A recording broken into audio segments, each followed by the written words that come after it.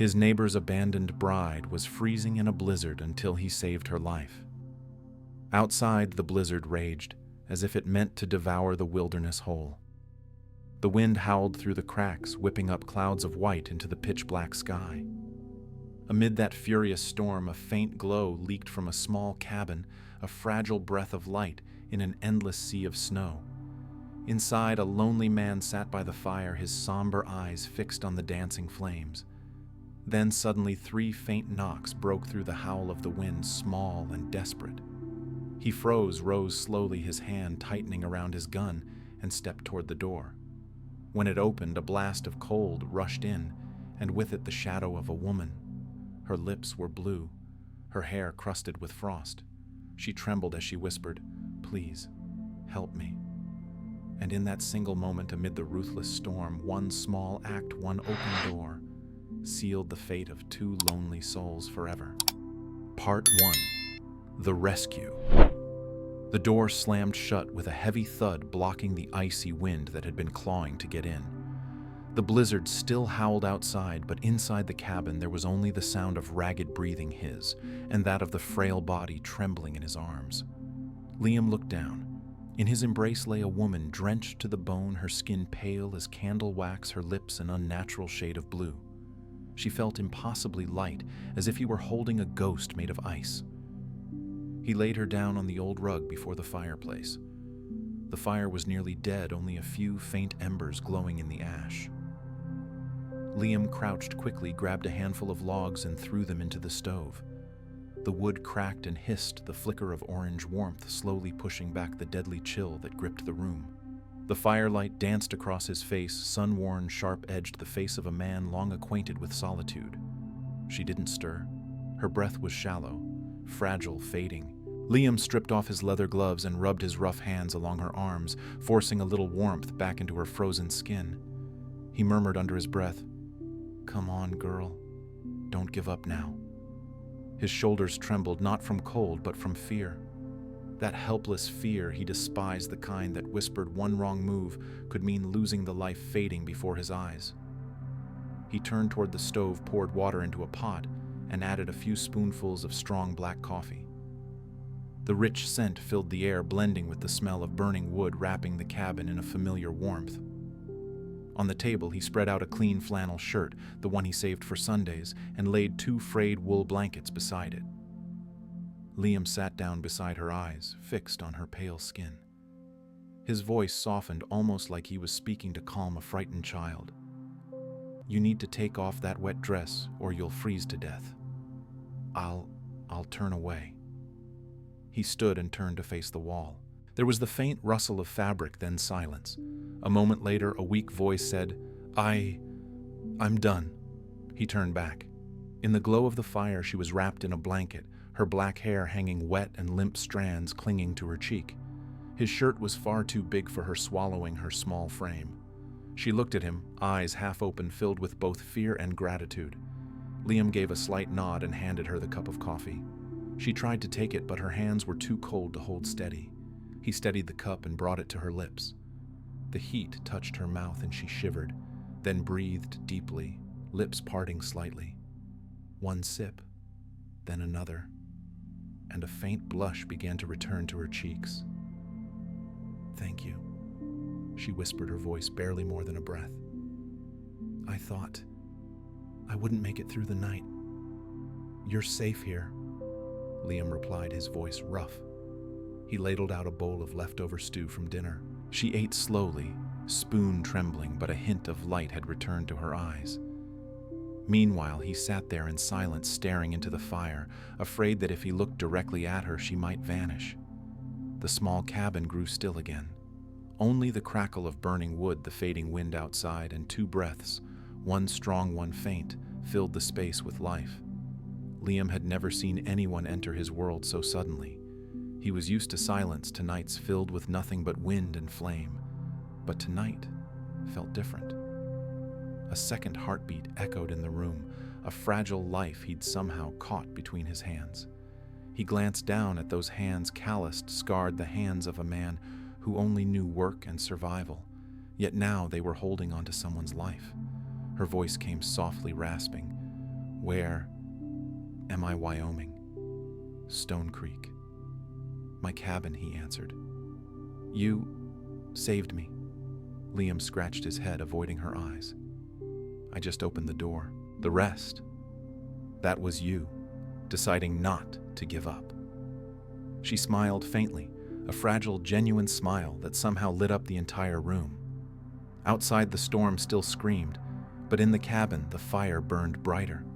Its orange light flickered in his eyes that were no longer cold, but touched with something gentler, more uncertain.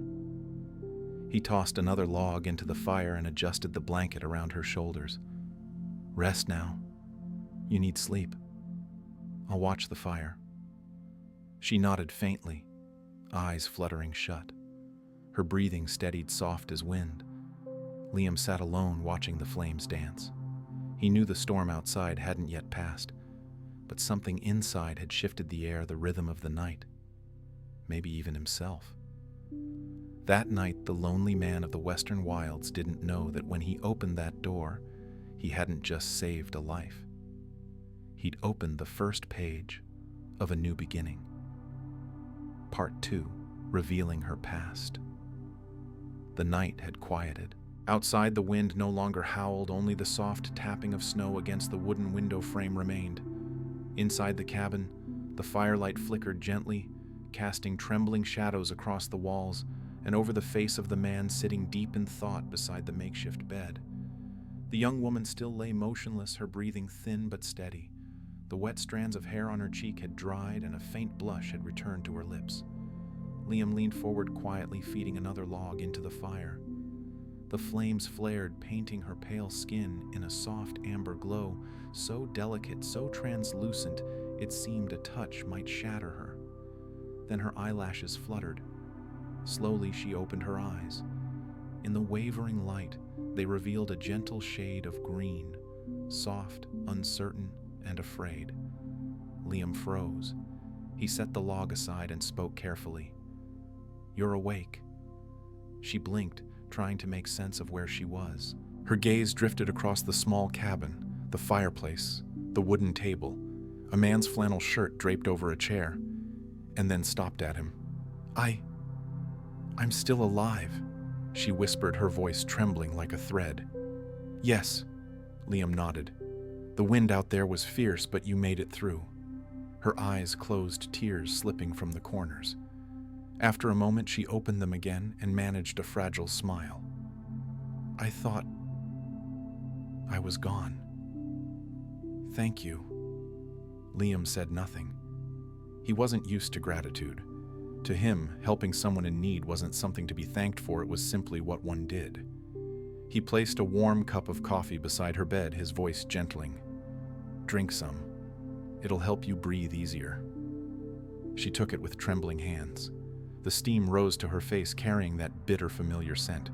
She took a small sip and shivered. It's bitter, but warm. Liam smiled faintly, the first real smile he'd managed all winter. For a while, only the crackle of burning wood filled the silence. When her cup was empty, she set it down and stared into the flames, her voice distant. "I should tell you. My name is Eleanor Vance. I'm from Boston." He nodded, listening quietly. "I was a mail-order bride," she confessed, hesitating as if every word weighed heavy on her tongue. "I answered an advertisement in the newspaper. A man said he wanted a wife to help build a life out here in the West. His name was Silas Blackwood." The name made Liam lift his head. His gaze hardened. "I know him. Owns the big ranch south of the valley. Rich and cruel." Eleanor looked down. "I know. But back in Boston, I had nothing, only his promises. My father died, our business went bankrupt, and my mother passed soon after. I sold my mother's wedding ring to buy a train ticket to Wyoming. He wrote that he would meet me at the station, that I'd have a home, a family." Her voice cracked, but when he saw me, he just looked once and frowned. "Not what I expected," he said. "Too thin, too fragile, too much the city girl." Then he turned away. A small broken laugh escaped her, hollow and bitter. "He offered me $10 to go back to Boston. then left me at a crossroads with a storm coming in. $10. To buy back a person's dignity. Liam said nothing for a long time.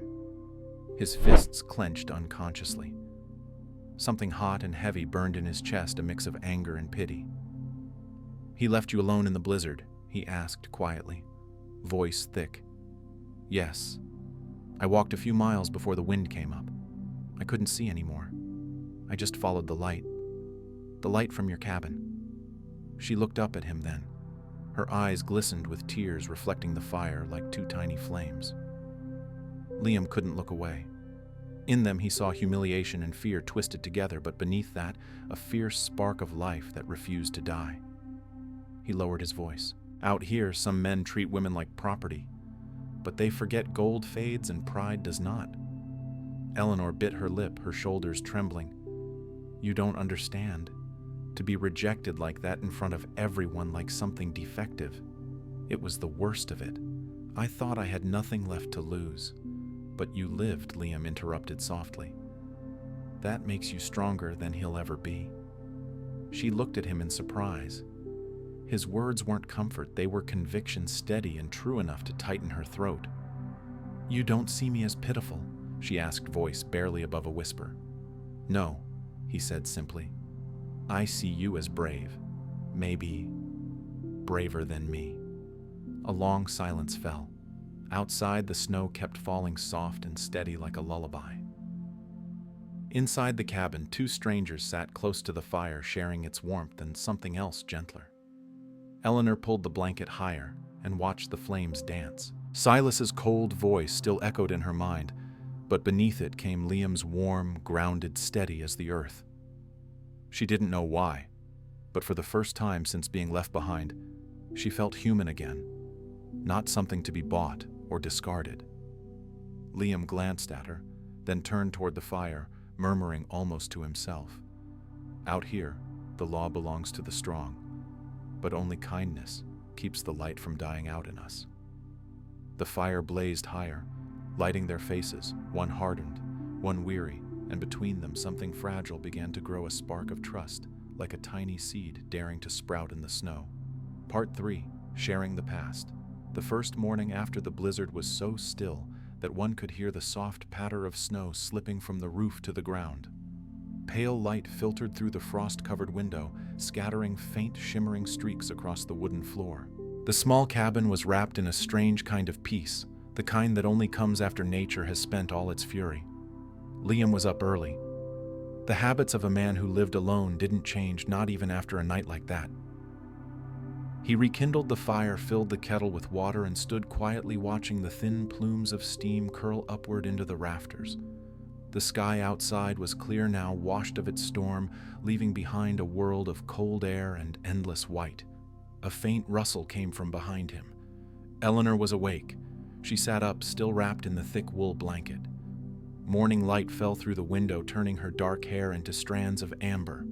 She looked tired, but her eyes had lost the dull haze of the night before they now held a clarity shy and grateful all at once. "Good morning," Liam said softly, his voice rough, tinged with awkwardness. "Did you sleep all right?" Eleanor nodded. "Thanks to you. I think I slept deeper than I have in years." Liam smiled faintly and set a wooden cup in front of her. "Black coffee. No milk, but it'll warm you up." She accepted it carefully with both hands. The aroma filled the air, rich, bitter blending with the scent of burnt wood and morning warmth. She glanced around the cabin, the rough-hewn walls, the tools hanging neatly on hooks, the narrow, tidy bed. Everything was simple yet cared for. "This place, it's warmer than I expected," she said softly. "Warm because there's fire." Liam replied, eyes on the glowing coals, and because someone's still alive inside it. Both of them chuckled quietly, a small sound, but it broke through the heavy silence left behind by the storm. After a while, Eleanor set down her cup, her hands clasped together. She gazed into the fire, her voice distant. "Back in Boston, my family owned a small shipping company. My father always said that as long as we worked hard and kept our word, no storm could bring us down. But then, The real storm came not of snow, but of debt. Her voice softened, tinged with sorrow. After he died, I found out he'd mortgaged the house to keep the business alive. Everything was gone. My mother couldn't bear it. She passed just months later. I was left alone with debt letters and a damp room to sleep in. When I saw Silas Blackwood's ad, I thought, maybe it was a way out. She paused, taking a deep breath. I wasn't looking for love. I just wanted a place to belong, a place to start again. Liam said nothing for a moment. Each word she spoke seemed to fall like pieces of a broken life between them. He met her eyes, eyes of someone who had lost everything, yet still carried a fragile spark of hope. He refilled her cup before speaking quietly. I understand, not because I was abandoned, but because I know what it's like to live with that emptiness. Eleanor looked up. You lost someone too. He nodded slowly.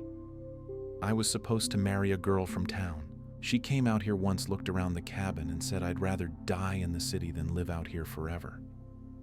He gave a dry, humorless laugh. After that, I learned to live alone.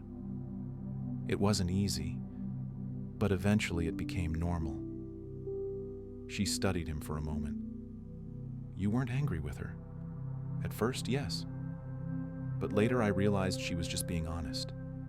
Everyone has the right to be afraid of loneliness. A cold draft slipped through the cracks, making the fire flicker. Eleanor pulled the blanket tighter and murmured, I'm not afraid of being alone. I'm afraid of being forgotten. Liam froze. He knew that fear. It had lived in him for years. He sighed, voice low and rough like the crackle of burning wood. Out here, people don't stay remembered for long. But maybe, if someone truly matters, we find a way to keep them close, even if it's just through a cup of coffee and a small fire. Eleanor smiled. A real smile this time, not of gratitude, but of understanding. They sat in silence after that. Outside, the pale sun rose over the snow, casting soft light through the window. It touched their faces, one who had lost faith, and one who had lost everything, now warming each other with something simple, something human. In that quiet moment, no promises were made, no words spoken, only two souls once broken slowly finding themselves again in the stillness of a winter dawn. Part 4. Days in the cabin. The storm didn't fade as quickly as Liam had hoped. For 3 long days, snow kept falling from the gray sky, and the wind refused to rest, piling it high into white walls that blocked the door. The small cabin became an island in a frozen sea, yet inside life slowly found its own rhythm again, a quiet, unexpected warmth. On the first morning, Eleanor woke to the steady rasp of a saw. Liam was by the stove cutting firewood. The rhythm of the saw was soft and even like the heartbeat of the house itself. She smiled faintly. When he turned and caught her gaze, he nodded a silent greeting. They still moved around each other awkwardly, two strangers learning the shape of shared silence. As he set the kettle on the fire, Eleanor spoke up. Let me help with something. Sitting here doing nothing. It feels wrong. Liam hesitated, then nodded. You could cut the potatoes or stir that pot. Don't let it burn. She pulled up a chair beside the stove and took the knife. Her hands were clumsy, the slices uneven and thick. Liam glanced over and chuckled. She narrowed her eyes. What's so funny? I've never used a knife this big before. Back home, I only baked cakes and brewed tea. Out here, he said, stirring the pot, no one cares how it looks as long as it fills your stomach. His simple words made her laugh, a soft, clear sound that brightened the small cabin. It mingled with the scent of wood smoke and steam, wrapping the space in warmth. By noon, they shared a meal of soup that was a little too salty, but rich and comforting all the same. Eleanor flushed. I put in too much salt. That's all right, Liam said slowly. A bit of salt reminds us we can still taste something. Out there, some folks freeze before they ever get to taste anything at all. She fell silent, his words sinking deep. After a pause, she looked at him and asked quietly, How long have you lived here alone? 7 years, he said. Since I built this cabin. Bought the land cheap from a man heading south. You don't get lonely, Liam shrugged. Loneliness is like the cold. Hurts at first, then you stop feeling it. Her green eyes softened. She understood that numbness. It was the same kind she'd carried inside since the night she was left behind. That afternoon, the wind rose again, shaking the cabin walls. Eleanor sat near the fire, mending his old sweater, the one frayed at the elbows. Her stitches were small, and even each one gentle as a breath. Liam watched her hands, the same hands that had trembled in the storm, now working with quiet care. He realized that the warmth in the room didn't just come from the fire. "I thought you didn't know how to sew," he said. "I learned once," she replied, eyes on the thread. "In Boston, I used to make handkerchiefs for my mother. After she passed, I never sewed again." Her voice drifted soft and wistful. Liam wanted to say something, but only nodded instead, letting silence speak for him. By evening, he told her about the valley, the hard, stony soil that still managed to bloom with wildflowers in spring, the way the wind carried the scent of grass through the hills. He spoke like a man who had sown and bled for the land, and Eleanor listened as if hearing a tale from another world. When night fell, the wind rose once more, but it no longer sounded threatening. Inside, they sat close to the fire, repairing tools and sharing quiet stories. She spoke of city nights glowing with gas lamps. He told her of the first time he saw snow when he was 16. They laughed at the small things, their laughter soft and fleeting, blending with the crackle of burning wood. On the second night, Eleanor began cooking for both of them. She tried her hand at bread-rough dough mixed with lard and baked by the fire, the cabin filled with its rich scent. Liam took a bite and nodded. "Not bad," she laughed. "Not bad is the highest praise I've ever received." He smiled faintly. "I'm not used to talking much, but it's different hearing laughter in here again." She looked up. The firelight shimmered between them, and their eyes met, bright, unspoken, and warm. In that moment, something passed between them that neither dared to name, a thin, fragile thread binding two hearts that had long forgotten how to feel. Both could sense the change, though neither would yet speak of it. Part 5. When Feelings Awaken. Dawn after the storm. The sky stretched wide like a sheet of golden silk draped across the valley. The first sunlight in days slipped through thinning gray clouds and fell upon the snow, making it shimmer like a million tiny crystals breathing in the cold. Everything was still, so still that one could hear the soft drip of melting snow sliding from the cabin roof. Liam opened the door and stepped outside, drawing in a deep breath. The air was sharp and clear, yet sweet in a way only winter mornings could be. Before him lay the valley, renewed, untouched, a world reborn in white silence. After days trapped in the blizzard, everything seemed brighter and strangely warmer. From inside, Eleanor appeared. She had wrapped a wool scarf around her neck, her dark hair falling loose, a few strands fluttering in the breeze. The sunlight caught her cheeks, tinting them a soft rose. She paused by the door, taking in the sight, before her eyes bright, filled with quiet wonder. "It's beautiful," she whispered. "I've never seen snow shine like this." Liam stood nearby, nodding. His gaze swept the landscape, but it didn't linger there. It rested on her the way the light played on her smile, as soft as mist. For a long while, neither spoke. Only the faint patter of snow slipping from tree branches broke the silence. Eleanor turned toward the open horizon, squinting. "Now that the storm's gone, this place doesn't seem so frightening anymore. It's beautiful, but lonely too." Liam's voice came low and rough. "You get used to loneliness, but when there's someone to share the snow with, it starts to look beautiful." The words slipped out before he could stop them. Realizing it, he looked down, hiding a shy smile. Eleanor only smiled back, slow, gentle, the kind that could stop his heart for a beat. They went back inside. Liam stoked the fire while Eleanor set the kettle on. She moved about the small space with easy grace, as if she had been there all along. She mixed flour with milk and the last spoonful of honey he had saved. A bit of dough stuck to her cheek, and Liam couldn't help but laugh. "Are you baking? Or fighting with it?" "In Boston, I used to cook this way, and they called me talented," she teased. "But I suppose Wyoming has different standards." "Out here," he said, repeating his old line, "as long as it's edible, it's good enough." They both laughed, the sound soft and familiar now. When she handed him the bowl, their fingers brushed a fleeting touch, but enough to stop time. Eleanor drew back quickly, and Liam froze, caught between surprise and something he couldn't name. Outside, the wind rattled the window gently, carrying a few drifting flakes. No words passed yet, both felt it, something had shifted. That afternoon, as the sun dipped low over the hills, they sat on the porch. The valley glowed gold. The snow reflected the light, and thin curls of smoke rose lazily from the chimney.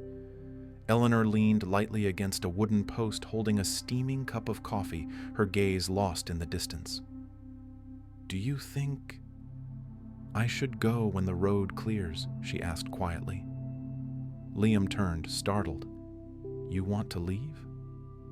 She didn't answer at once. "I'm not sure. I have nowhere to go." But staying too long, she hesitated. "I don't want to be a burden." He looked at her for a long time. In the soft evening glow, her face was serene, yet her eyes carried a tremor like a flame, unsure of its own strength. "You're no burden," he said slowly. "I've lived alone for years, but these past few days, the cabin hasn't felt empty. I've grown used to hearing you laugh, to the sound of you moving around, cooking, talking. If it goes back to silence now, I think it'll feel colder than before." Eleanor looked up, meeting his gaze.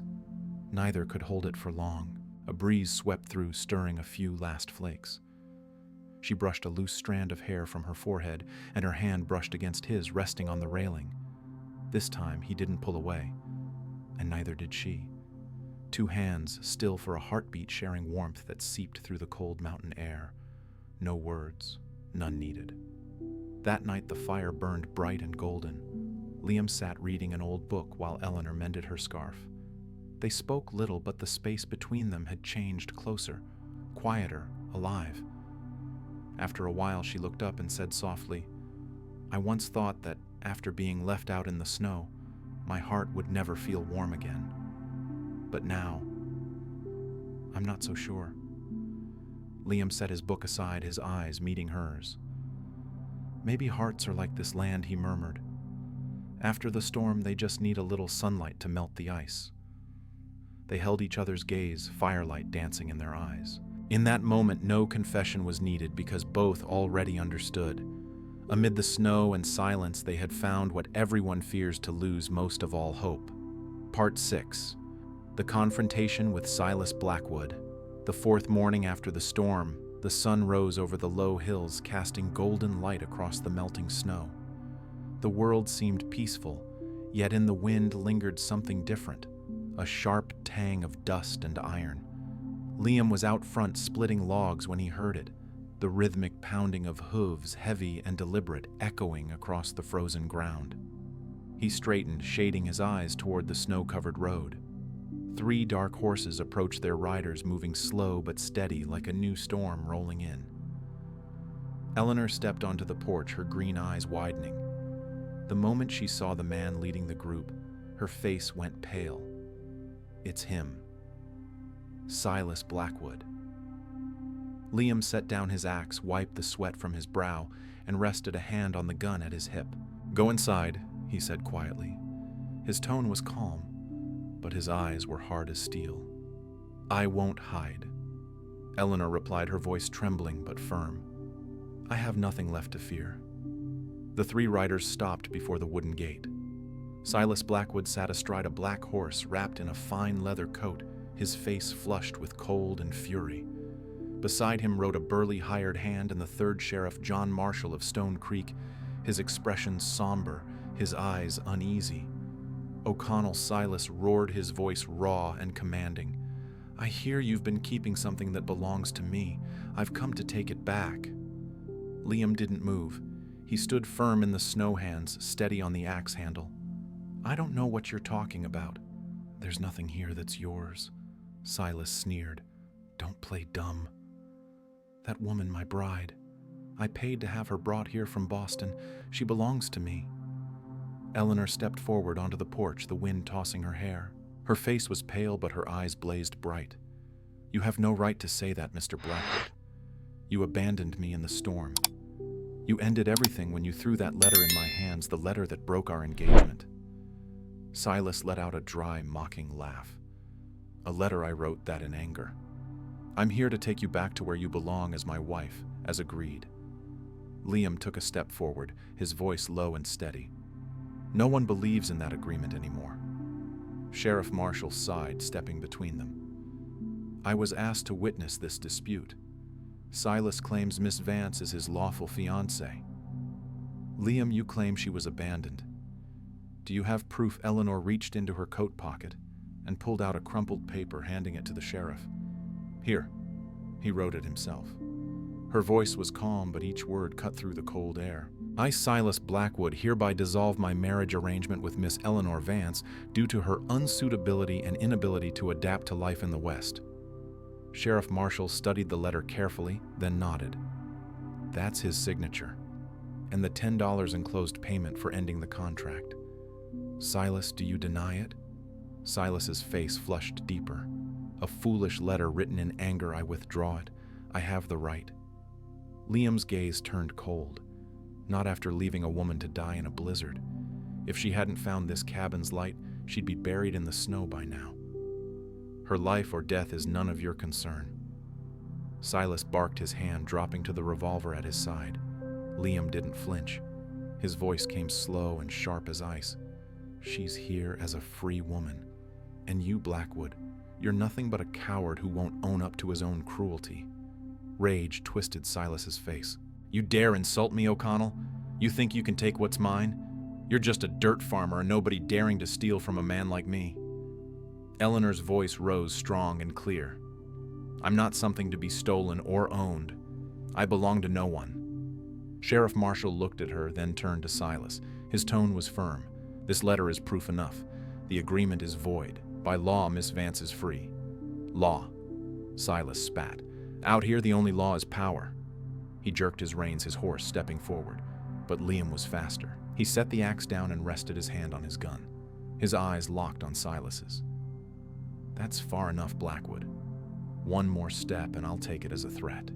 Sheriff Marshall raised a hand quickly. "Silas, don't be a fool. If you go further, I'll have to arrest you for assault." The air tightened, thick and still.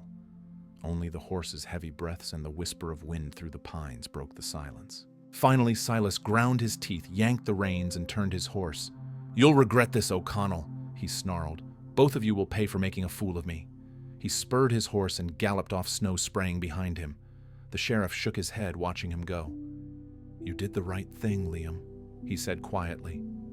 "But be careful. Men like him don't forget an insult." Liam nodded, his eyes still on the horizon where Silas had vanished. Eleanor stepped closer, her hand brushing his. "I'm sorry. I brought this trouble to you." He turned to her, his gaze softening. "You didn't bring it, Eleanor. Out here, someone has to stand for what's right. Otherwise, there's no honor left in the world." Her lips trembled, eyes glistening. "Thank you for standing by me." He shook his head gently. "Not by you, Eleanor, by what's human." A cold wind swept through the valley, carrying the last breath of winter. Above them, a flock of crows crossed the pale sky, their cries fading into the light.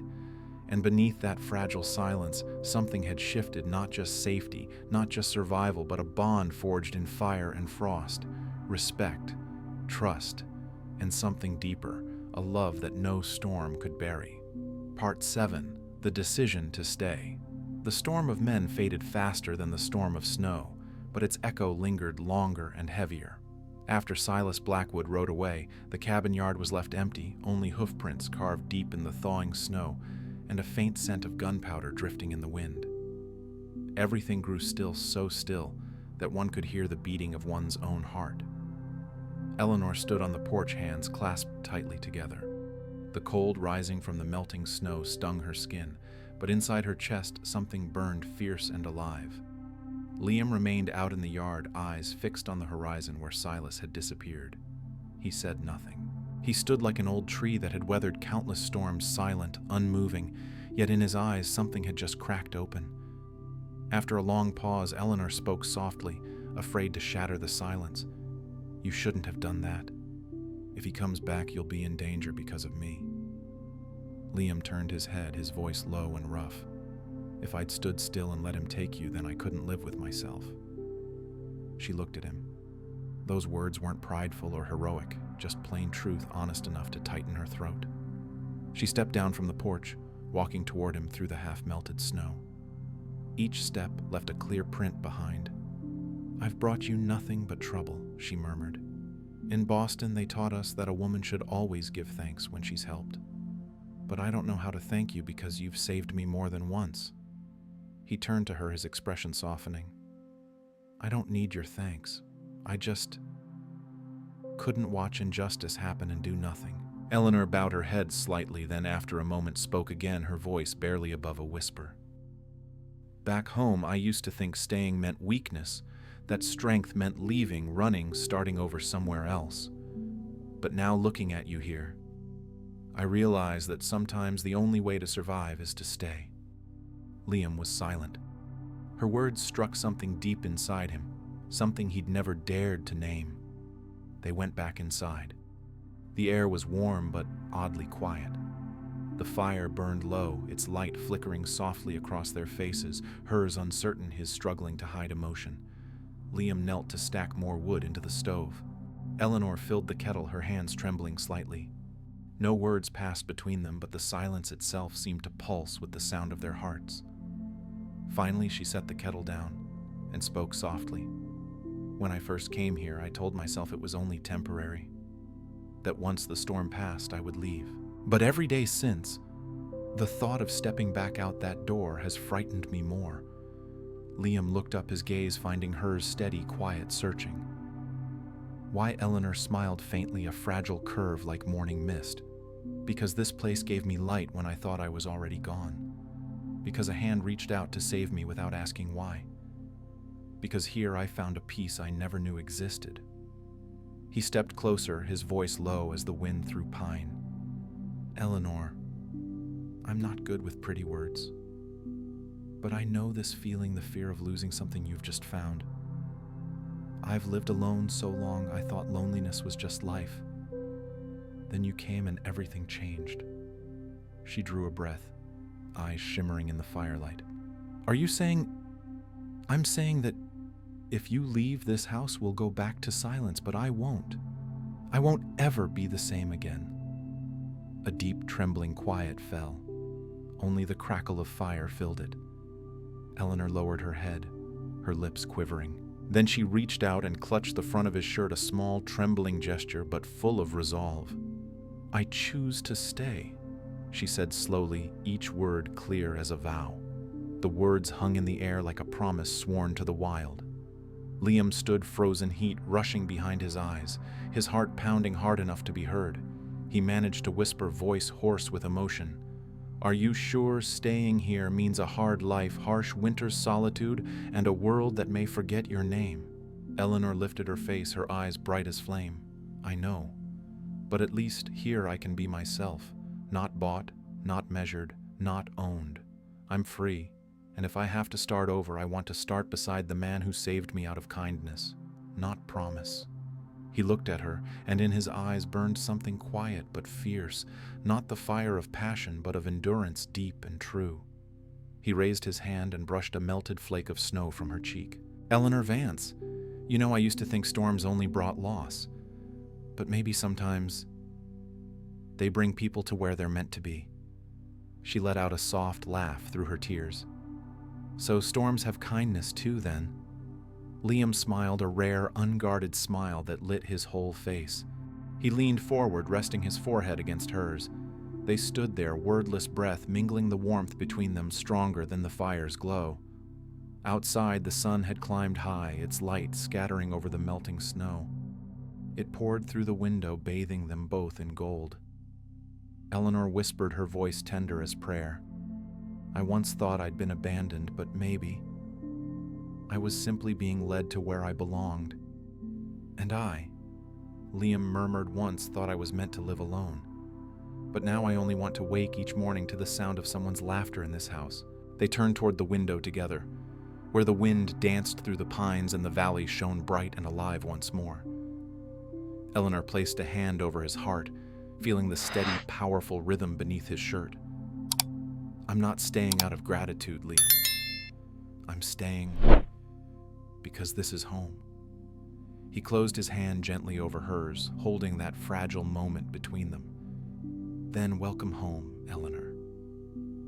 Outside, a warm breeze stirred, carrying the scent of wood smoke and wet earth. Early birds traced soft arcs across the blue sky, and inside the cabin the fire burned on, not to keep out the cold, but to warm two hearts that had finally found each other after the storm. Part 8. A new scheme. Spring winds had begun to sweep through the valley of Stone Creek, carrying with them the soft scent of thawing snow and the freshness of early grass. After weeks of quiet life in the cabin, peace had returned in the simplest ways. Liam mending fences, Eleanor planting the first seeds in their small garden behind the house. Each morning, her laughter mingled with the crowing of roosters, bringing life back to the home that had once known only silence. But peace, as always, was only the breath before another storm, and this new storm had a name: Silas Blackwood. One morning, as Liam prepared to ride into town for supplies, the mail courier arrived on horseback. He handed Eleanor a thick white envelope stamped with the seal of the Stone Creek post office. The handwriting on the front was elegant, hauntingly familiar. Miss Eleanor Vance, care of O'Connell Cabin, Wyoming. Eleanor broke the seal, unfolded the letter, and as her eyes moved down the page, the color drained from her face. Her hands trembled as she passed it to Liam. He read aloud, "My dearest daughter, I am your father, Charles Vance. I am still alive, though gravely ill. My time is short. Come home to Boston before it is too late. A kind gentleman in Stone Creek has purchased your train ticket and sent money to help you on your way. Please, my dear child, let me see you one last time. Your father." Liam's jaw tightened. The paper still smelled faintly of fresh ink, and the handwriting tried too hard to mimic refinement, too perfect, too deliberate. Something was wrong. "You told me your father passed away," he said quietly. Eleanor nodded, her voice barely a whisper. "He did. 2 years ago. This can't be real."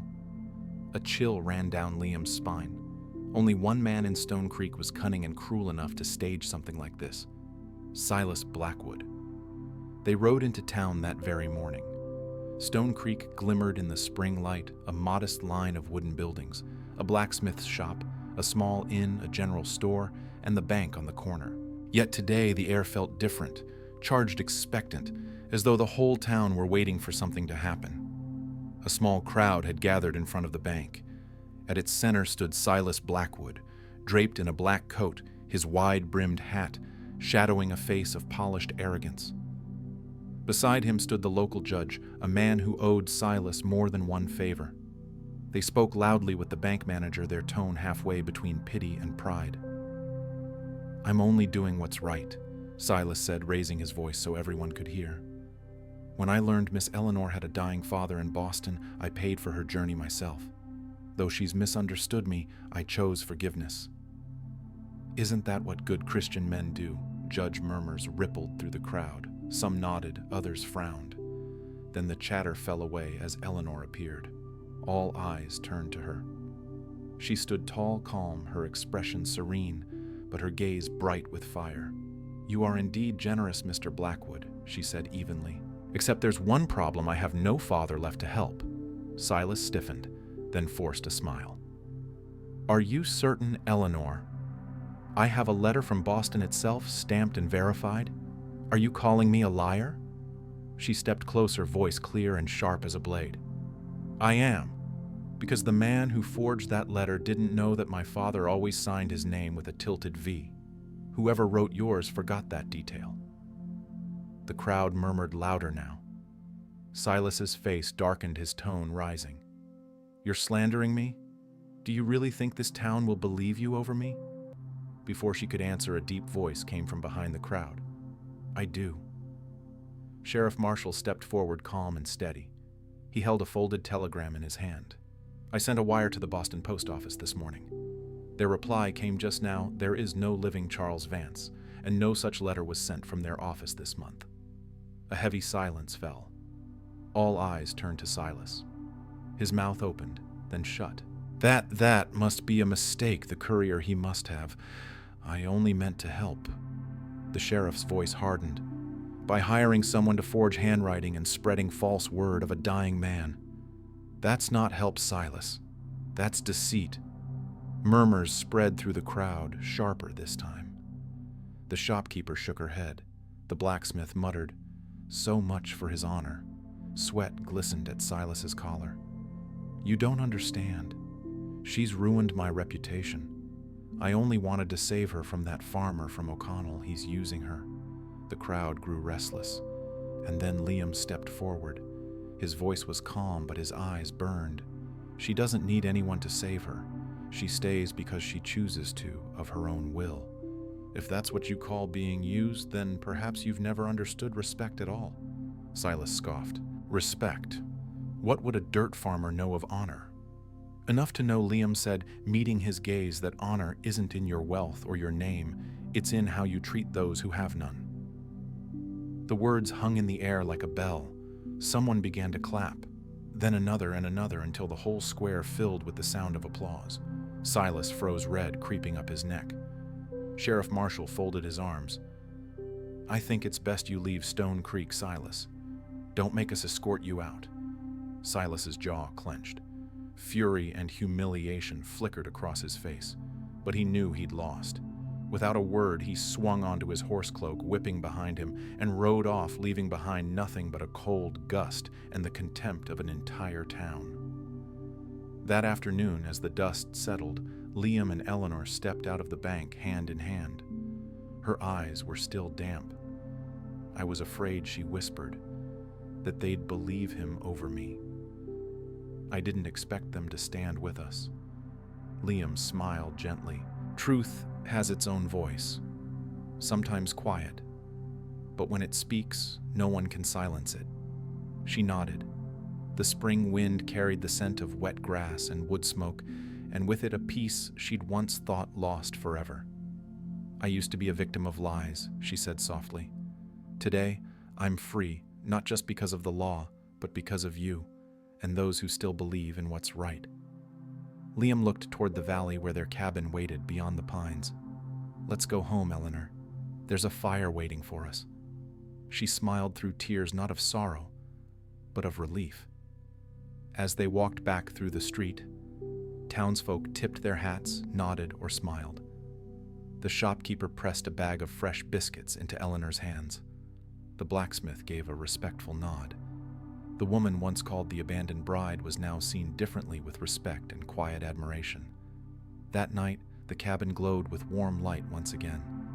The wind outside was no longer sharp, but soft and whispering. Eleanor sat by the window, gazing at the stars. "When truth comes to light," she said, "evil doesn't need to be punished. It destroys itself." Liam nodded beside her. "Darkness only lives when we turn our backs to the light, but we haven't. We have each other, and that light isn't going out." The fire crackled gently, wrapping the room in gold. Outside, Stone Creek slept beneath a calm sky, as though no storm had ever touched it. Part 9. The Wedding and Peace.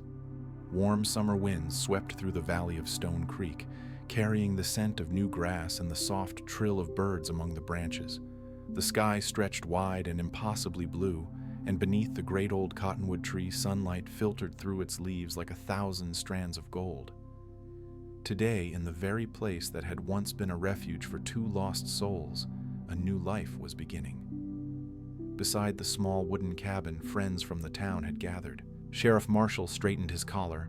The shopkeeper brought a basket of sweet rolls she had baked that morning, and the doctor's wife smiled kindly, holding a bundle of wildflowers plucked from the creekside. There was no orchestra, no ribbons, no fireworks, only wind grass and the sound of hearts. Eleanor stepped out from the cabin. She wore a soft, cream-colored dress, simple yet graceful, sewn by the doctor's wife, from old fabric adorned with tiny white blossoms. Her dark hair was crowned with a wreath of wildflowers, a few strands falling loose in the breeze. For a moment she seemed like a part of the valley itself, gentle, warm, and radiant. Liam stood waiting beneath the cottonwood, a small silver ring glinting in his hand. It had belonged to his mother, a woman long gone, but whose spirit seemed to linger in every whisper of the wind that morning. As Eleanor walked toward him, the crowd fell silent, parting to make way across the soft grass. The hem of her dress fluttered lightly, and Liam could only stare speechless, as though the world had stopped turning for a breath, leaving only the two of them and the light between them. The old minister began his blessing, his voice deep and steady. Love is not about finding perfection, but about learning to see each other with kindness. When two souls stand together through the storm, they become each other's peace. Eleanor smiled, eyes shimmering with tears. Liam took her hand, the same hand that had once been frozen in the blizzard, now warm and trembling. He slid the ring onto her finger, his voice rough but certain. This ring belonged to my mother. She believed that when a man places it on the hand of the woman he loves, it's a promise that she will never stand alone against any storm. Eleanor lifted her gaze, her eyes bright as the morning sky. And I promise, she said softly, that your heart will never be lonely again, because this place where you opened your door that night is my home. The minister smiled. Then I now pronounce you husband and wife. Applause broke out, mingling with laughter, birdsong, and the rustling of leaves. There was no music yet. Nature itself seemed to sing. Liam leaned forward and kissed her, their first kiss. It wasn't fiery or grand, just quiet and tender, like a whisper between souls. We found each other. That afternoon, they celebrated around the rough wooden table outside. There was fresh bread, steaming coffee, and bottles of last season's apple cider. Children ran around the cottonwood tree laughing, while Eleanor leaned against Liam's shoulder, her eyes glistening as she looked around at the simplicity, the warmth, the beauty of it all.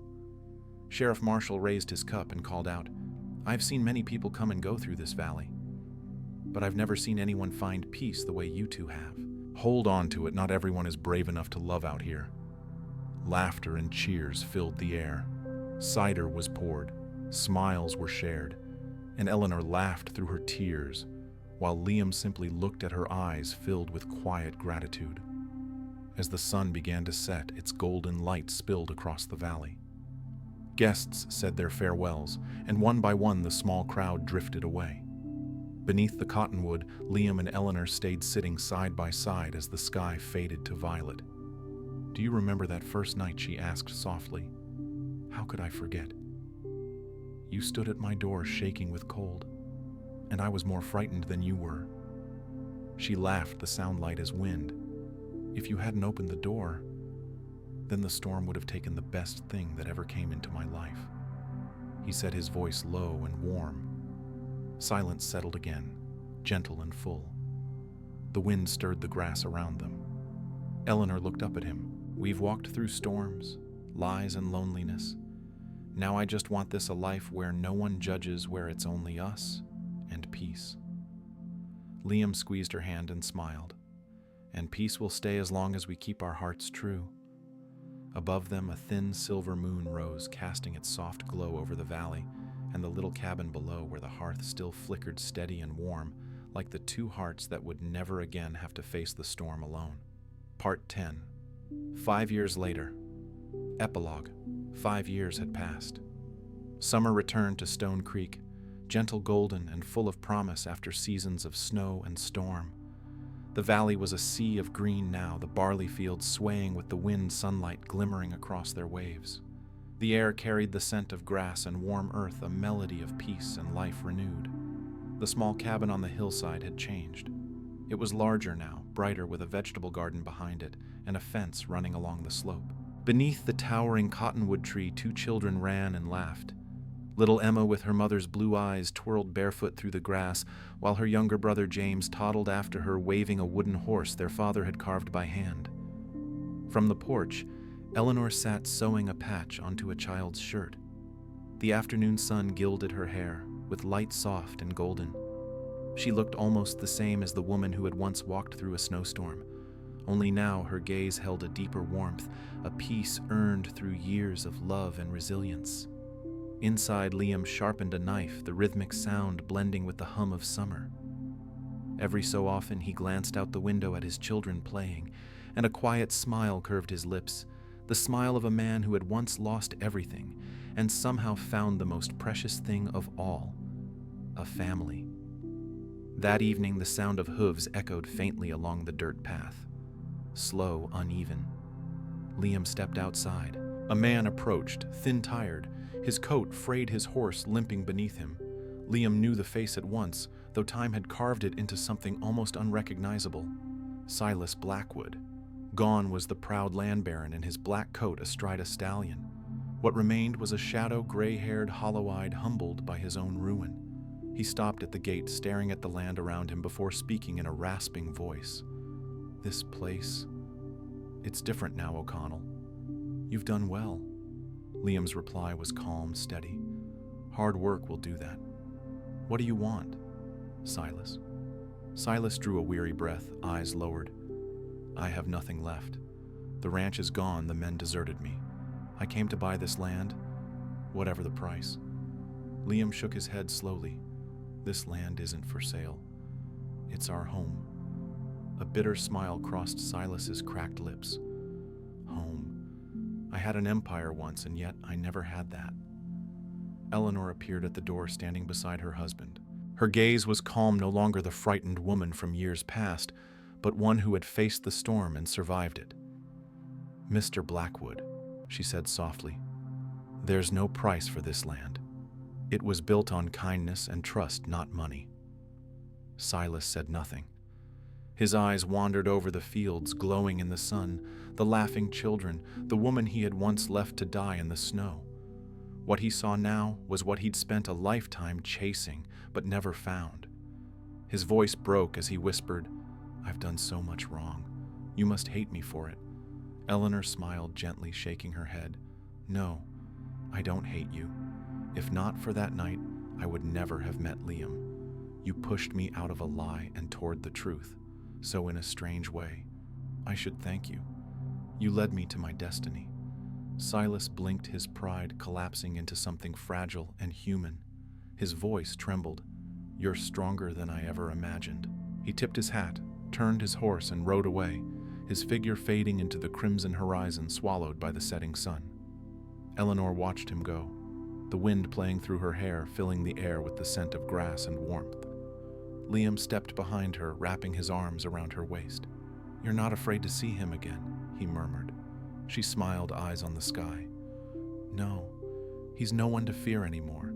The storm is long past." Liam tightened his hold, his voice deep and steady. "You're right.